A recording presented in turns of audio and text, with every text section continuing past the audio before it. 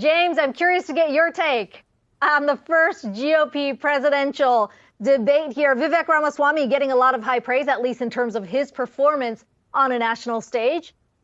What did you think? Well, I have a simple rule that never fails me. When I watch a Republican debate, I ask myself who irritated me the most, and then I declare that person winner, okay? So Ramaswamy is the Herman Cain, Michelle Bachmann of this cycle. I mean, he's everything the media loves. He's a Harvard graduate. He's a tech bro. His name is hard to pronounce. They can't stop slobbering all over it. He's a 9/11 truther.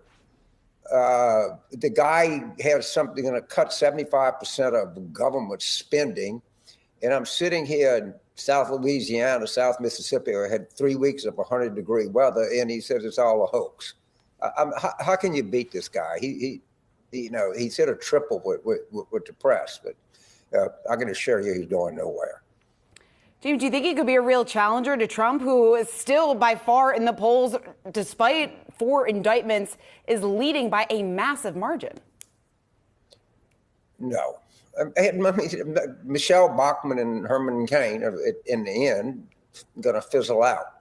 This guy's positions are on the other side of insane. And yet he's kind of different, and he interrupts people, he talks loud, he says a lot of idiotic things, which, to Trump people is kind of attractive. But his best message is, I will pardon Trump on day one. And that's what's going to keep him kind of above water here for the foreseeable future. James, we were just showing which candidates are leading right under the former president. There's not a lot of talk about the number 2 here, Ron DeSantis, based on his performance yesterday. I mean, why do you think he's just not getting traction, at least within the Republican Party? Well, Ron DeSantis made a huge bet. This is Yahoo Finance. He took a strong position, and he went long on woke. And woke wasn't even mentioned until minute 90 last night. So he got in early on a turkey of a stock, and he doesn't know how to sell it. And if you stop and you think of this, every other word out of his mouth was woke this and woke corporations and, I don't know, woke bathrooms or woke whatever. And now the whole thing is kind of petered out on him. So he's stuck with a long position in an underperforming asset, to put it in your words. James, do you think he can win back support, and what does he need to do? Well, I mean, look, anybody can do anything because Trump is, severely overweight. I think he's going to win at over 277 tonight in the Fulton jail. He's under enormous stress. He's already fantasized about leaving the country or whatever. If you watched him on Tucker Carlson last night, he was talking about how Jeffrey Epstein had multiple beautiful homes and he committed suicide because he was incarcerated. You can assume what's on Trump's mind right now. So if that collapses, Ramaswamy has one strength, is he's not attacked Trump, which means a lot to the Trump people. I mean, Ramaswamy, well, DeSantis, they're not going to like him because he attacks Trump. But if Trump does end up not able to run, which is, I don't know, it's a distinct possibility, but it's somewhat of a possibility, it'll be, start over again. And I guess he would, he's got some money, he's got some rich backers. He shakes his lobbyists in Tallahassee down for tens of millions of dollars. So you can't discount him, but he got, like I say, he got stuck with a long position in a really crappy stock. There were a lot of mentions of Bidenomics in that debate last night. This is a term that the White House has really sort of turned upside its head. For a while, they didn't want to use the term. Since then, we have seen President Biden out in campaign mode, pushing his policies, pushing the results as he sees it.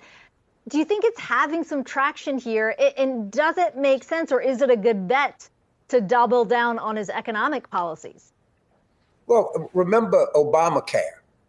everybody kind of resisted that. It was the Affordable Care Act. It was this and that. And the name that became part of the national, lexicon? Is that the word I'm looking for? Some fancy word like that. And I suspect, for better or worse, that they're stuck with this name.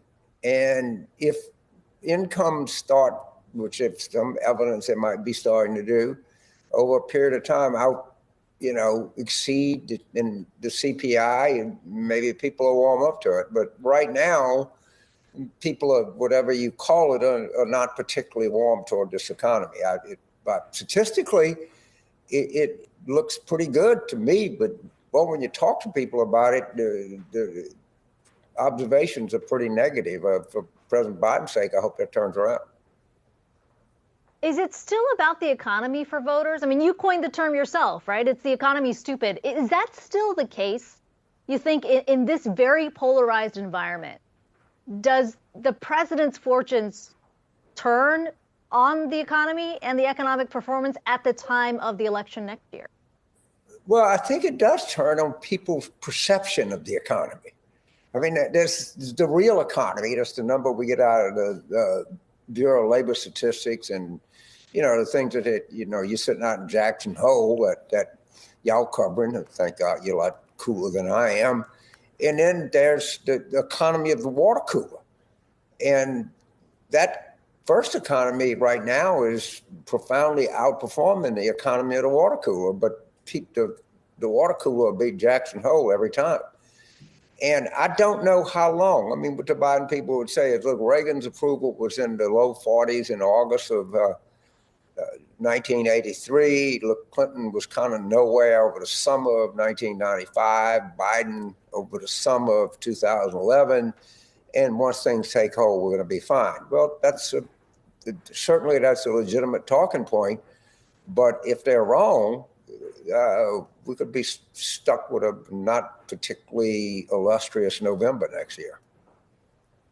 Political strategist James Carville, always good to get your takes. Really appreciate the time today. You bet. Thank you.